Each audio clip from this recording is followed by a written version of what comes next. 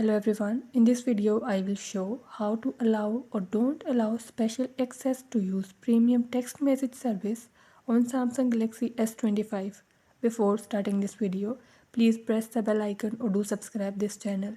Let's start our video without wasting any time.